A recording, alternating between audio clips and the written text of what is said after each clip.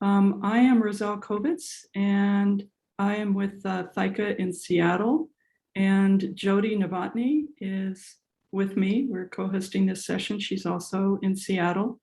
I'd like to welcome Dr. Jonathan LoPresti, an endocrinologist at the Keck School of Medicine at the University of Southern California in Los Angeles. Dr. LoPresti received both his medical degree and his PhD in physiology from USC. He completed his residency at the Los Angeles County and USC Medical Center. He has contributed to over 50 presentations. In addition, he has had leadership roles in the American Thyroid Association and has been published in numerous journals, abstracts, and book chapters. And we also have Dr. Carol Spencer, a professor of research medicine at the USC Keck School of Medicine in Pasadena. Dr. Spencer earned her PhD from Glasgow University in Scotland. She then went on to complete 2 fellowships, one in clinical biochemistry in Glasgow and the other at the National Academy of Clinical Biochemistry. Dr. Spencer's major areas of research interest are thyroid physiology and pathology, thyroglobulin and thyroid cancer immunoassay techniques, thyroid hormone metabolism, and the cost-effective use of thyroid tests. Dr. Spencer is also a ThyCa medical advisor. Thank you for joining us, and I'm going to turn it over to Dr. LoPresti. Good morning. So this will be a 2-part talk. I will focus mainly on thyroglobulin physiology and how it should be used. And then in the second half, Dr. Spencer will get into some of the details about assays and limitations in those assays. So why don't we go ahead and get started? First of all, I have no disclosures. And so this is basically the thyroid hormone axis, where the hypothalamus through TRH stimulates the pituitary to produce TSH, and TSH stimulates the thyroid gland. And the thyroid gland secretes mainly T4, and the active hormone T3 is generated in the periphery. It's important to understand this because really only T4 feeds back at the pituitary and the hypothalamus to regulate TSH levels. That's why thyroxine is the main form of therapy in thyroid hormone suppression and the management of differentiated thyroid cancer. So this is a stylized follicular cell, and under the influence of TSH, iodine is taken up and shuttled to the apex of the follicular cell. Same time, it regulates thyroglobulin synthesis. And at the border of the apex through the thyroid peroxidase, thyroid hormone is formed. Then TSH will then stimulate uptake of the thyroglobulin to release thyroid hormone. In addition, thyroglobulin is also released during this process of releasing thyroid hormone, and that's why it's important to understand it is only produced by the thyroid gland. So this is the thyroglobulin molecule. As I mentioned, it's a glycoprotein uniquely synthesized by the thyroid gland. And as I mentioned, it's regulated by TSH. And I'll go into that in a little more detail as we move on. As I also mentioned, it's co-secreted with thyroid hormones. In terms of circulation, the normal thyroglobulin concentration is about 1 nanogram per mil of gram of tissue. So if it's a 20-gram thyroid, you'd expect 20 nanograms of circulating thyroglobulin. It's noted that differentiated thyroid cancers, and I'll be using DTC throughout the talk to describe thyroid cancers, secrete thyroglobulin. And at times, thyroglobulin from these differentiated cancers is heterogeneous in nature. I think Carol will address that as one of the limitations of thyroglobulin assays in the second part of this presentation. So what are the factors that can influence serum thyroglobulin levels? First is injury. So FNA, surgery, and I-131 will all increase serum thyroglobulin values. And as I go through, I will show you how we can avoid the problem with thyroid injury. The second is TSH. So if TSH goes up either through endogenous sources or recombinant human TSH, thyroglobulin will go up. And as you lower TSH values with thyroid hormone, T4, these values will fall.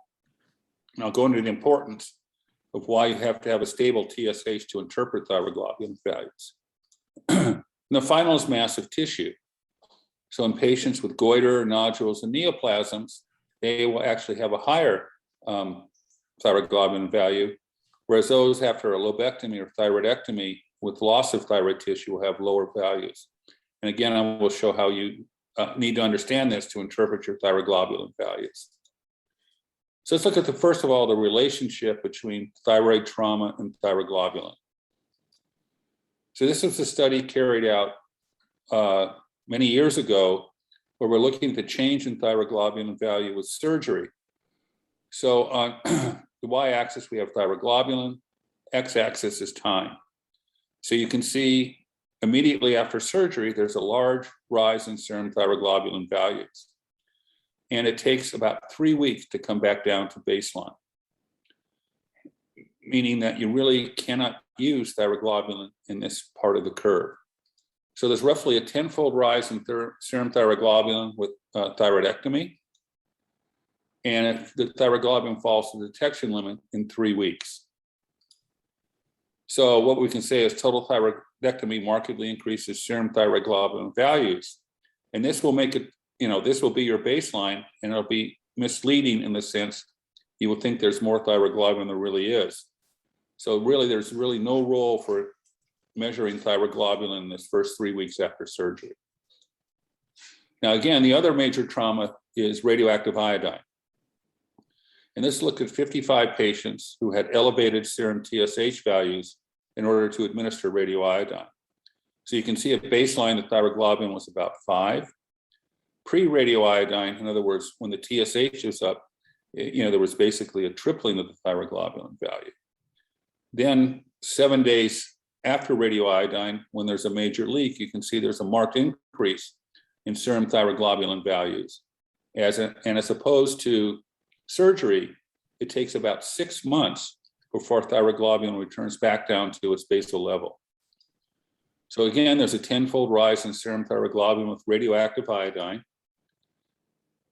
And TG falls to detection limit in 6 months rather than the 3 weeks you see with thyroidectomy.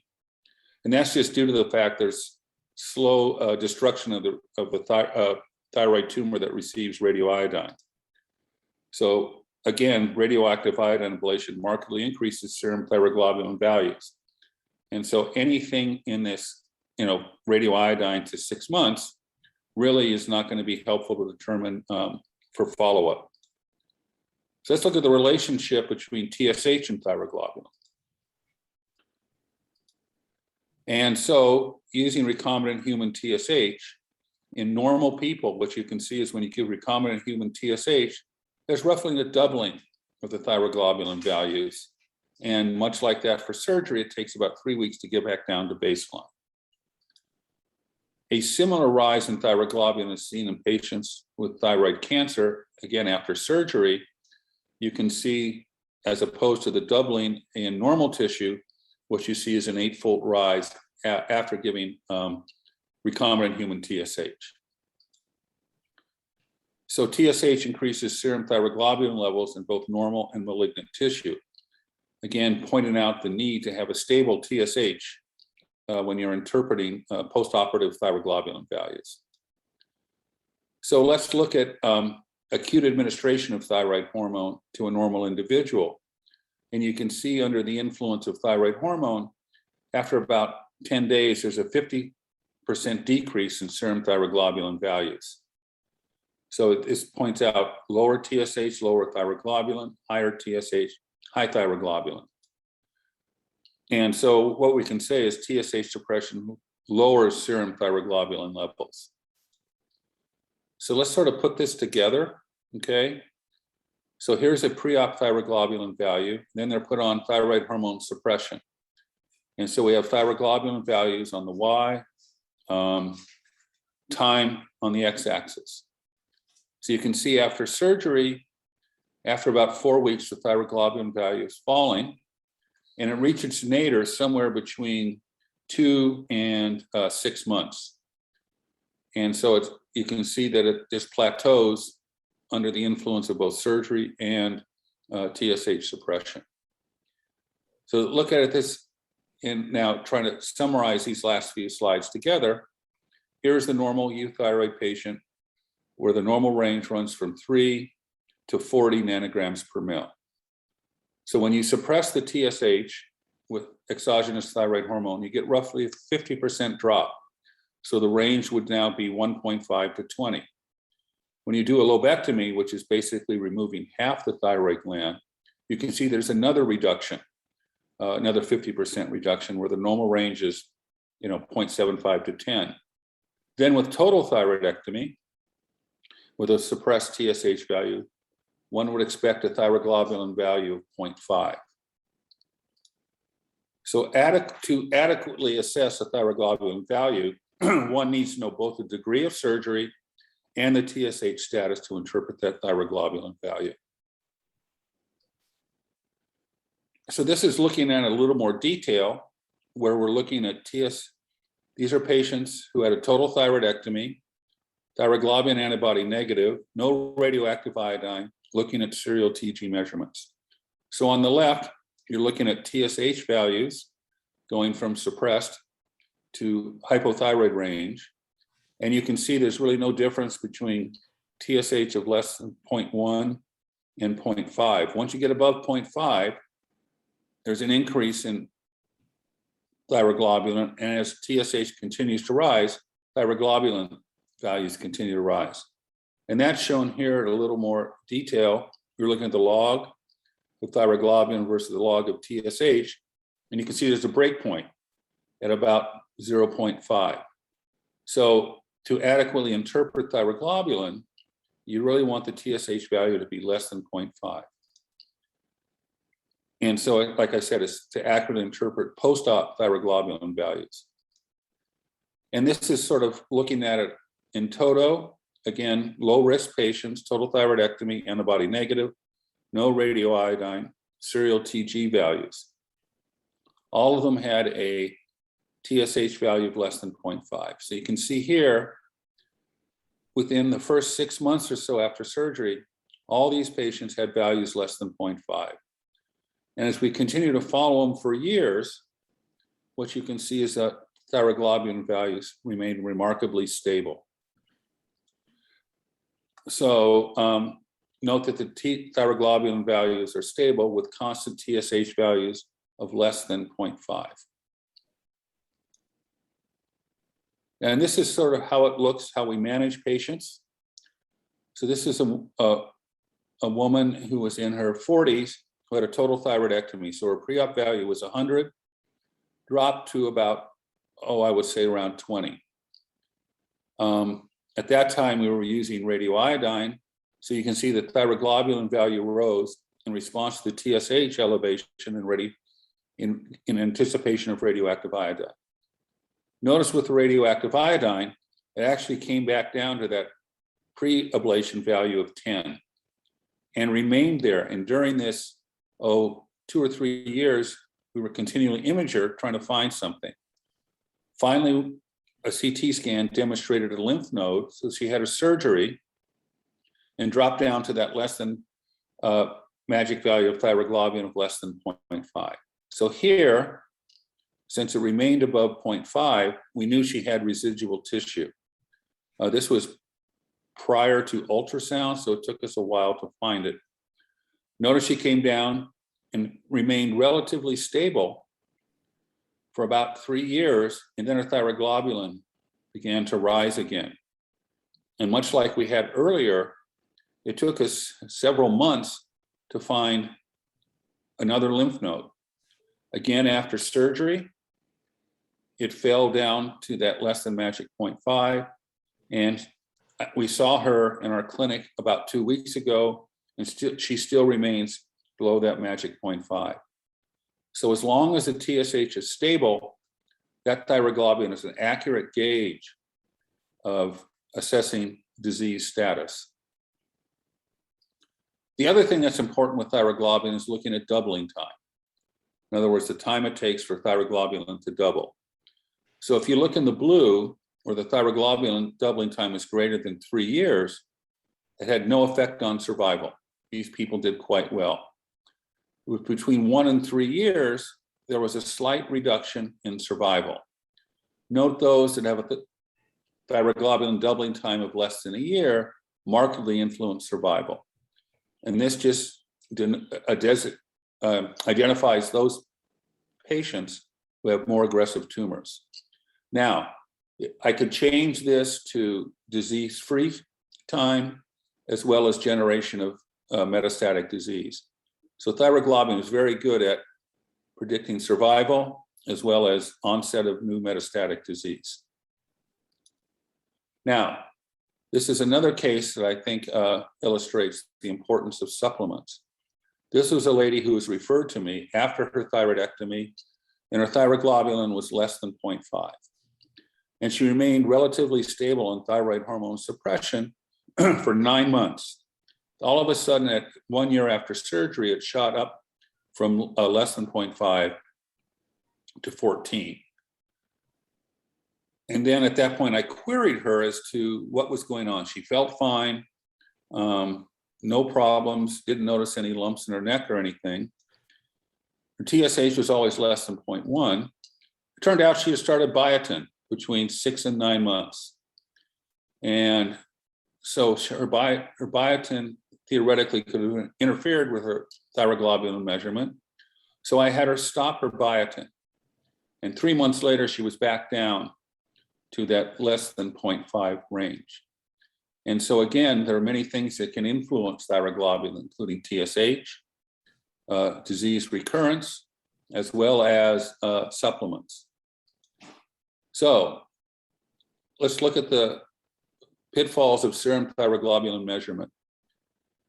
Thyroglobulin is not a reliable tumor marker immediately post-op or post-radioactive iodine therapy. For surgery, you need at least a 6-week wait period to reassess thyroglobulin status and a 6-month wait period for post-radioactive iodine therapy. In addition, one must maintain a constant TSH value to both for treatment of the differentiated thyroid cancer, as well as to be able to interpret thyroglobulin. So thyroglobulin is only reliable as a tumor marker if the TSH is stable. So some final thoughts on thyroglobulin measurements in thyroid cancer. A rising thyroglobulin level may predict disease progression, but before one embarks on an extensive workup, first of all, you want to check the TSH. If the TSH is elevated, readjust the T4 dose to have the TSH came down to that magic number of less than 0.5 and repeat the thyroglobulin in 3 months. Waiting 3 months will not have an adverse effect on a patient's course. If the TSH remains stable, but like I showed you in the last slide, you must consider an interference. And so one would have to be queried about any over-the-counter medications. If neither are true, so the TSH is stable and there's no potential interference, then you would initiate restaging the patient. And in terms of that, I would start with the neck ultrasound, as well as CT of the chest looking for recurrence. So we'll stop here. We'll let Dr. Spencer take over, and then we'll take questions at the end of Dr. Spencer's presentation. Okay, so I'll stop my share. Good morning, everybody. I'm going to be talking about thyroglobulin methodologies. I have no disclosures. And the first point is that most of the thyroglobulin measurements are made by immunometric assays. And this is shown schematically here. And you can see why they're called sandwich assays. They use 2 monoclonal antibodies that are targeted to recognize different parts of the very complicated thyroglobulin molecule. One of the antibodies is bound to a solid support, the other is labeled with a signal. And it's the monoclonal antibody specificity that determines which thyroglobulin isoforms are detected. Because as Dr. LoPresti showed you, it's a very complex process to make this very large thyroglobulin molecule. And in a tumor cell, a lot can go wrong, and the tumor can secrete fragments and thyroglobulin that is abnormal. And so these monoclonal antibodies are looking for thyroglobulin. After washing away unbound constituents, then the signal that's bound to the solid support is directly proportional to the thyroglobulin concentration. So you can imagine the thyroglobulin is like the bologna in the middle of a sandwich. So as I was mentioning, some of the problems with measuring thyroglobulin relate to the fact that thyroglobulin is heterogeneous, especially when secreted by thyroid tumors. And each of the monoclonal antibody reagents in the test is going to recognize a different thyroglobulin epitope. Now, why is this important? Because different methods use different monoclonal antibodies that detect different thyroglobulin fragments. And so you can get a lot of method-to-method variability. So in this study, you can see along the bottom a list of the different methods. They were all used to measure 4 blood samples, one with with a high thyroglobulin, B with a medium level, and C and D lower levels. And you can see that if you're measuring thyroglobulin in the high range, you can have a 2-fold difference between methods as you can in the low range. So switching methods when you're measuring thyroglobulin can be a problem. The other important characteristic of thyroglobulin assays is the sensitivity, because most patients who have a thyroid cancer get a thyroidectomy. So you're expecting a very, very low level, and you need assay sensitivity to measure that. So here you see the euthyroid reference range for a regular person before their thyroidectomy with a 12 to 15 gram thyroid tissue. The first generation of assays, the radioimmunoassays, and most of the new mass spec tests can only measure down into the 0.05 to 1 range, not much below the lower limit of the normal range. What you need is a second generation assay that can measure down to 0.1. And these will be much more reliable, measuring these low thyroglobulins around that critical 0.5 level that Dr. LoPresti talked about. So we currently have 3 thyroglobulin methodologies that we use. And the reason we have these methodologies is because we've always tried to get over the problem of the thyroglobulin antibodies, which I'll be discussing in a minute. Most of the immunometric assays are rapid and automated. They use these monoclonal antibodies. And the second generation IMAs have high sensitivity. And importantly, if you can measure the thyroglobulin with an IMA that can measure down to 0.1, this is going to obviate the need for the recombinant TSH stimulation. Because what we found is that the recombinant TSH stimulated thyroglobulin value is merely about 8 to 10-fold higher than the basal value. So if you can measure the thyroglobulin basally, you really don't need to stimulate with recombinant TSH.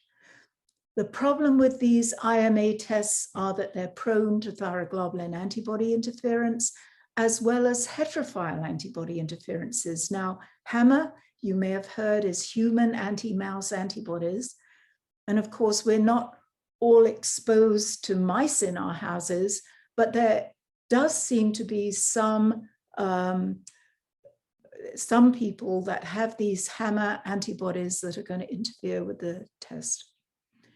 Radioimmunoassays, the older technique, we've had it from the 1970s, and they are resistant to thyroglobulin antibody interference, not affected by HAMA, and they use polyclonal antibodies. They've got a broad epitope specificity to recognize these abnormal thyroglobulins.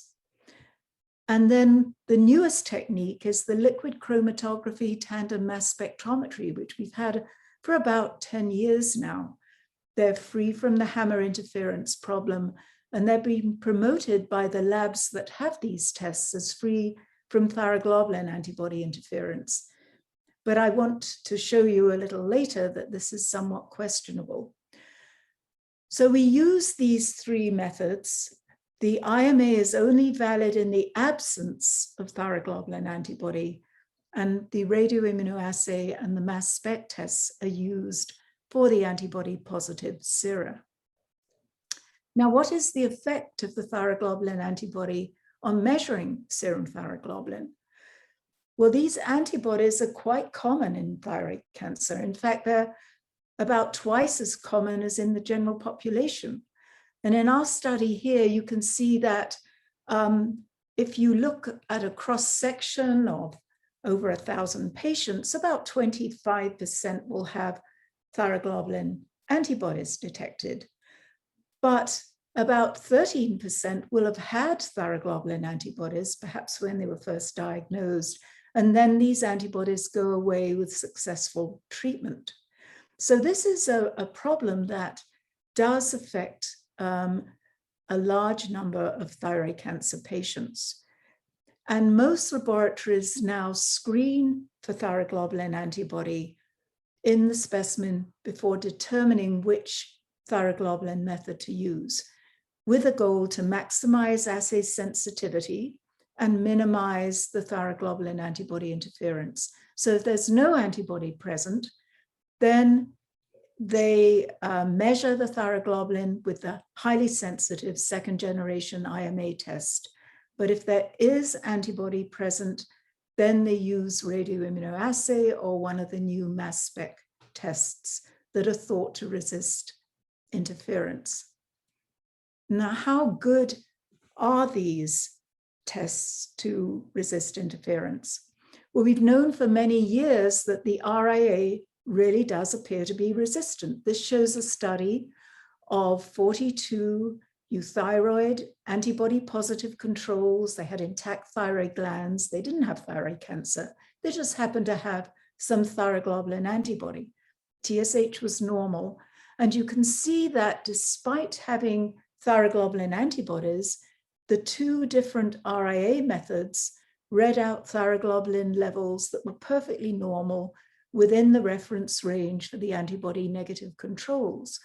But each of 4 different IMA methods reported some of these individuals had subnormal or even paradoxically undetectable thyroglobulin, even though they had an intact thyroid gland that was secreting thyroid hormone and thyroglobulin.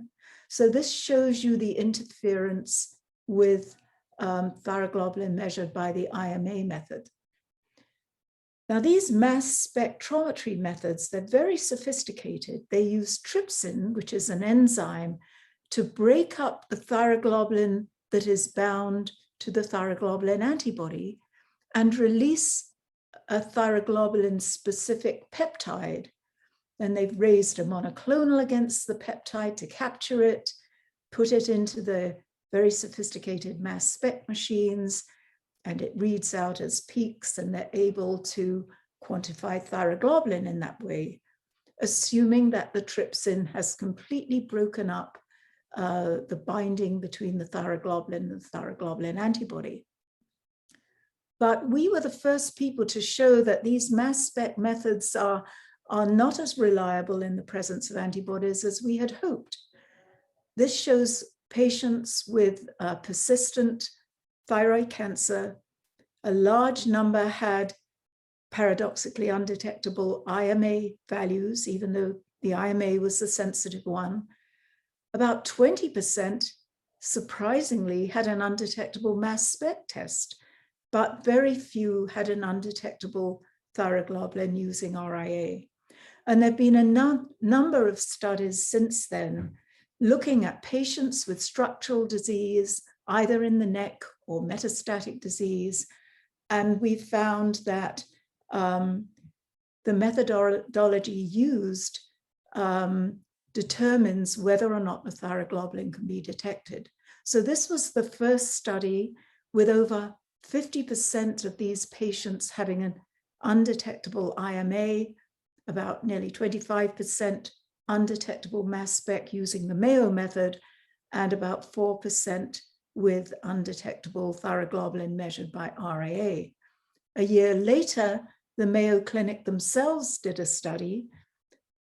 They also showed a very high percentage with undetectable IMA. Now, nearly 40 to 50% had an undetectable mass spec, and again, very few with RIA. The next, pretty much the same.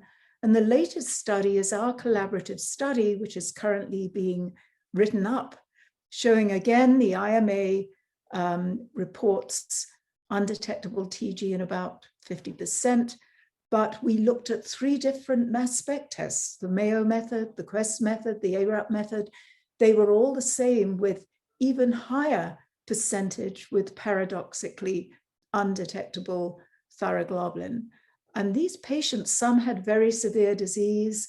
A few of them even died of their disease at a time their mass spec value was undetectable. But in all these studies, the RIA consistently measured out thyroglobulin. So it appears the higher the thyroglobulin antibody concentration, the more likely that a thyroglobulin antibody positive patient with structural disease will have an undetectable TG using the mass spec tests. Mass spec is less clinically sensitive than the IMA. It offers no advantage over using the IMA. And we have found, as have others, that the RAA is most accurate to use to monitor thyroglobulin in thyroglobulin antibody positive patients. Now, the thyroglobulin antibodies themselves have value if you measure them serially. And in this study, you can see disease-free patients. They started out with a detectable antibody, and with successful treatment, you typically see the antibodies falling little by little every year. Even if the tumor is gone, the antibodies don't disappear immediately because there is a long-lived memory of the thyroglobulin in the immune system. And the rate that you see the disappearance of the antibody depends on the initial antibody concentration. Conversely, when a patient has persistent disease or has a recurrent disease, the antibodies tend to remain pretty constant. And if they rise, this is certainly something to investigate. So to close, the thyroglobulin must be measured by the same method. You could see the twofold difference in thyroglobulin if you switch methods. And this can be a problem because insurance plans change. Some insurance plans insist you have the tests measured in a certain lab. If the lab changes, it's really critical to re-baseline the patient. The RIA appears to be the thyroglobulin method of choice for antibody-positive patients. It's critical to screen all samples for thyroglobulin antibody. And again, the thyroglobulin antibody must be measured by the same method. And we now know that serial thyroglobulin antibody values themselves can be used as a surrogate tumor marker to monitor patients who are antibody positive and where the thyroglobulin measurement itself is questionable. So I want to just mention the problem of interferences again that Dr. LoPresti mentioned. You have interferences unrelated to thyroglobulin. You have the heterophile antibodies, the HAMA rheumatoid factor is a heterophile antibody. In some patients, they have antibodies that target the test reagents and interfere. And then drugs or dietary supplements and the high-dose dietary biotin doesn't interfere with all methods, just those methods that use biotin as a reagent in their separation system. So use the TGRIA when the antibody is detected, maintain the stable TSH level while monitoring the trends in the thyroglobulin and the antibody, investigate any dramatic changes in serum thyroglobulin or thyroglobulin antibody, And a rising thyroglobulin or thyroglobulin antibody may predict disease progression, but it's not always due to disease. Check the TSH, as Dr. LoPresti mentioned. If it's elevated, readjust the thyroxine and repeat. If the TSH is stable, consider one of these interferences. It's not necessarily disease, but if neither are true, reinvestigate for the disease stage. So I thank you for your attention, and I think we'd be happy to take any questions. Thank you so much, Dr. LoPresti and Dr. Spencer.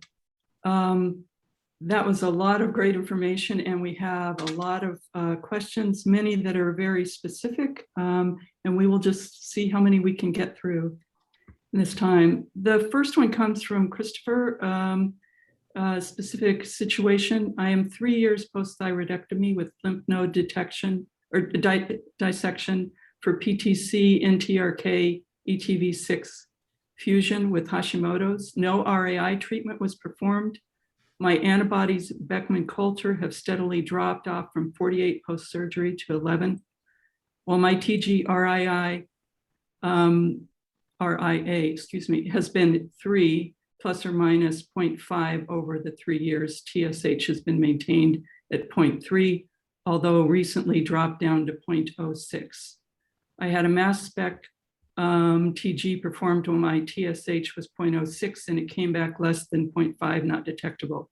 Does low TSH affect that mass spec TG test, or is my TG really non-existent and antibodies are causing TG RIA to report at 3? Should I have the mass spec TG repeated with stimulated TSH? Carol, why don't you take that one? Yes, well, you saw that the mass spec methods are really not good at detecting reliable thyroglobulin. And I can't think that recombinant TSH stimulation will change that. Although if you do stimulate with recombinant TSH, then, and you do see a change, whether you're measuring it by RIA or any other method, then that indicates that there really is thyroglobulin there. But the main thing is to just continue to measure the thyroglobulin and the antibodies. The fact the antibodies have been dropping, that was a very high level with the Beckman Coulter. It was 48, I think, initially, and it looks like it's dropping. And I would think that monitoring the antibody trend is going to be more reassuring. What do you think, Dr. LoPresti? And then his thyroglobulin has remained stable. And if we go to the doubling time data that I showed briefly at the end, there is no indication that it's metastasizing, right, or spreading. So it's, again, it's a combination of the level and the stability of that level. And like that one graph showed, if it stays stable at 3, I'm comfortable clinically with that. And with a falling antibody, like Carol mentioned, that is more again, doubly reassuring to me that things are going well. Only if I saw a change, if the antibody went up or the thyroglobulin started going up, as long as the TSH was stable. If that were the case, then I would investigate. And the most likely with that value, with positive lymph nodes from the beginning, would be a lymph node somewhere. Great, thank you both. A few other questions. Is there anything else, any supplements or other medicines that you didn't already bring up that affect these test results that people should be aware of? Well, the only one that I know of, and Carol can expand on this more, if you're getting IgG treatment for some hematologic disease, because the IgG that's being infused contains thyroglobulin antibodies. And so that can give you a misread on the thyroglobulin antibody level. And so it could also theoretically interfere with the TG level. So those are the, so again, that would be the only other one that I'm aware of. Carol, do you know of any others? No, we've seen a number of patients with problems with the IgG, and it's best to take the specimen before giving the dose, but there's still often interference. So if there's a concern, say that there's a change and the individual is taking some supplement that we don't know about, it should be measured in a different assay. So if it was funny in an IMA, what you could have them do is ask for a RIA, because usually supplements don't affect both assays. Or you can do what I did in the patient, stop the supplements and see if it gets better. Great. I'll ask the next one. That I'm going to combine a couple questions that are related. So what is the lowest functional sensitivity and limit of detection for thyroglobulin currently available? Same for anti-thyroglobulin. And then when is the next generation of sensitive thyroglobulin assays coming out? That's you, Carol. Okay, well, the second generation IMA can measure down to 0.1. We've actually looked, we can probably lower it to 0.05, but I'm not sure that clinically it's too meaningful. Now, Dr. LoPresti might be able to comment on this better than I can, but we are giving less radioiodine these days, and the surgeon always leaves some normal thyroid tissue behind, protecting some critical structures. So depending how much normal thyroid tissue is left after the surgery, as Dr. LoPresti mentioned, this can secrete something like 1 nanogram per mil per gram of tissue. And this is why in the slide he showed you, where he followed these patients for many years and they hadn't had radioiodine, the thyroglobulin wasn't undetectable. It just trickled along in the low detectable range. So I'm not sure that having more sensitivity is really going to change very much. In terms of the sensitivity level of the antibody tests, this is a big problem because the antibody tests are all different. You can have 100-fold difference in the antibody level read out on the same serum measured by different manufacturers' tests. And the manufacturer's recommended cutoff value for a positive thyroglobulin antibody is often set too high, and many people don't realize that. So that's tricky, but if you make sure you stay with the same method, then that alleviates a lot of the problems. Joe, let me make a comment on that. We did a study looking at thyroglobulin values after surgery for medullary thyroid cancer, which is actually a more aggressive surgery they send for papillary.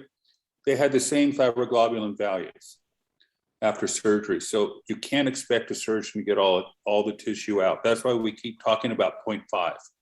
That's the same value as PTC. The other thing that I don't think a lot of people appreciate is keeping the TSH low, whatever is left gradually will atrophy because there's no stimulation. And so of tissue, and many times we see it just continue to go away. And so I think, again, patience and following these patients is really, I think, important. The other thing I should emphasize, though, is we are much more aggressive with thyroid hormone suppression than a lot of institutions. So we see a lot of these values disappear with time compared to some of these other where they're a little more lenient with thyroid hormone. Thank you. The next question is there such a thing as normal lab variation fluctuation in a person post-total thyroidectomy and after RAI? If so, what is the average percentage of normal variation? Is there variation? Yes, you can see variation. And again, let's go through, Roselle, the TSH is stable, okay? Because any variation could be changed due to TSH levels. But if the TSH is stable, and again, we see modest, they'll go say from 0.3 to 0.4 back down to 0.3. And so they bobble around a baseline, pretty much. The other thing, at least I have seen, is there's a small rise on, say, the first sample. 6 months later, it's come back down. So I think there's times little necrosis of tissue going on that will leak a lot of thyroglobulin and come back down. So there is variation, but it's small. But then again, we're using a really good lab. Yes, and that's another point, is that some of the variation is technical. If you have a blood sample and you measure it every day for a week, you can get quite good reproducibility. If you take that same blood sample and you measure it once a month for 10 months, there's a lot more variability because factors change, the machine setting changes, the reagent lot that the manufacturer sends you has changed. And this is why we in the endocrine lab, we've never thrown a specimen away. We archive all remaining specimen, and we offer the physician the option of performing a concurrent remeasurement where we pull the original specimen from the freezer and remeasure it in the same run with the machine set with the same reagents, everything the same. And then you can really see if there has been a change. And I think that's a very powerful thing that you can do when there's a change in either the thyroglobulin or the thyroglobulin antibody, and you want to make sure it's not technical. Right, and the other thing that I think should be done more is a pre-op thyroglobulin value, because that will help me determine whether that little blip you see is due to what Carol mentioned, technical problems, or it's real. So if the thyroglobulin is very high before surgery, that small blip won't influence me one way or another, because the tumor is a very good producer. If it's in the normal range prior to surgery, then I'm going to get more concerned with a small blip. And so I think you have to have a baseline to really appreciate that variability in thyroglobulin measurements. I mean, on the other hand, we had our clinic on Thursday, and it's amazing to me how many don't change over the years. And so it's, part of it is just getting a feel for the patient, their response, and their pre-op thyroglobulin value. Great, thank you both so much. So the next question is a very kind of just a specific case that could apply to multiple people probably, but my thyroglobulin has been 0.04 since my total thyroidectomy 3 years ago, and my antibody is greater than 10. Is this antibody number high? Well, if you're measuring it with, say, the Roche test, it's undetectable. A 10 on the Cronus assay that we use is quite high, and on the Beckman, it's quite high. On the Siemens, it's undetectable. So it depends on the functional sensitivity of the method, but an absolute value isn't going to tell you as much as whether it's declining or remaining stable over time. And you really need a few months to really see if there's been a change in the antibody. Right, and just for reference, the half-life of an IgG is 6 months. So you really have to be really patient with antibody. Where thyroglobulin has a much shorter half-life than you can read it. Now, I've seen this quite often, and I've actually investigated because I'm worried about that level, and most of them are negative in terms of staging. So I've always interpreted that value that's stable, at least in the assays that I'm used to, tells me that he's got a super aggressive memory cell and really is not reflecting underlying tissue. And so I don't know anyone in immunology who's been able to tell me if that's true or not. But I'm very happy. So if it's stable, just like the stability in thyroglobulin, I'm very comfortable with that.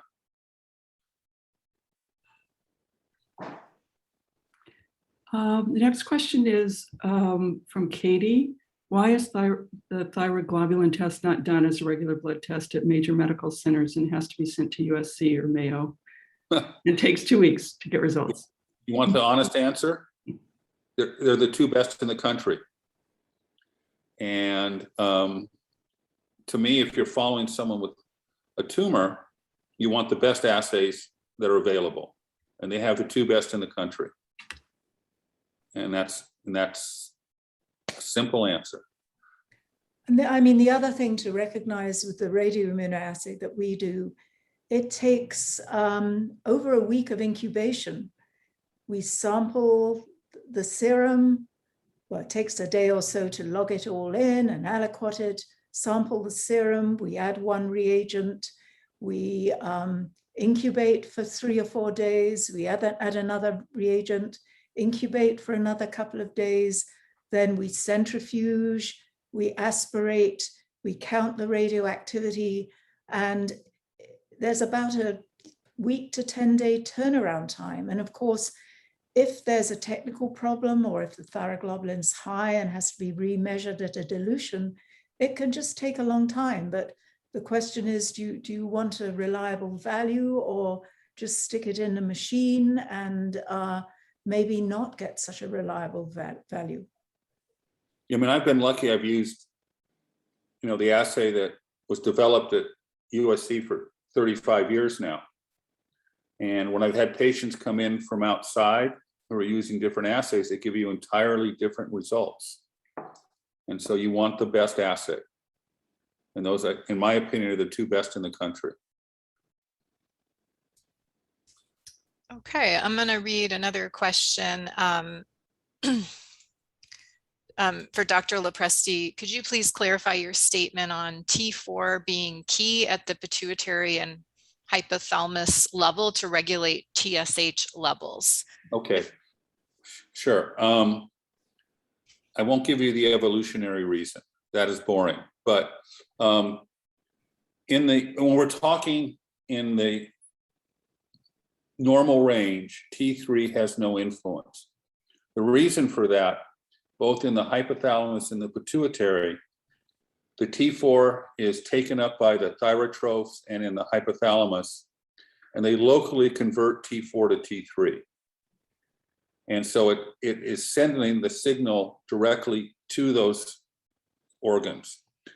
And that's evolution. I mean, I don't really want to bore you with that. If you give T3, if I give you super pharmacologic doses, it can override that whole, but at the expense of severe hyperthyroidism.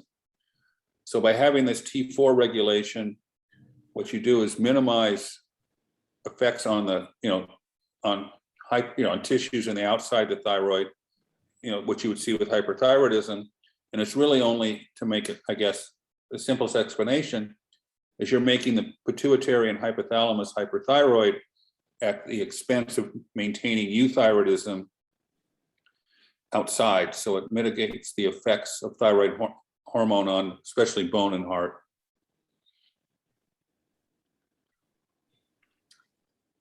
This question says, after several years of rising thyroglobulin antibody level, it spontaneously disappeared not long before a total thyroidectomy. I've read that such disappearance when thyroid is still intact is rare. Do you agree? Could there be a link between carcinoma's progression to a less differentiated form? Thank you. So That would be my interpretation. If it all of a sudden disappears, remember all these monoclonal antibodies that Dr. Spencer discussed look at one epitope on the thyroglobulin molecule, as does the antibody. So if there's a change in the thyroglobulin itself that has different epitopes, then you're no longer going to recognize them. So I sort of have the adage both of thyroglobulin and thyroglobulin antibody, sudden rises either up or down to undetectable are worrisome to me. gradual changes is what I expect. So, And check that the method has not changed. right. And related to that, perhaps, how do we know what type of assay our lab is using to make sure it's accurate? Carol, I'll leave that to you. Well, if there are no antibodies present, most labs now use the Beckman second generation IMA method.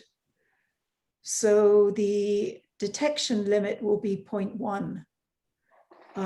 So if you look on the lab report about what the reference range is, that can give you some information, or ask the lab what method they use.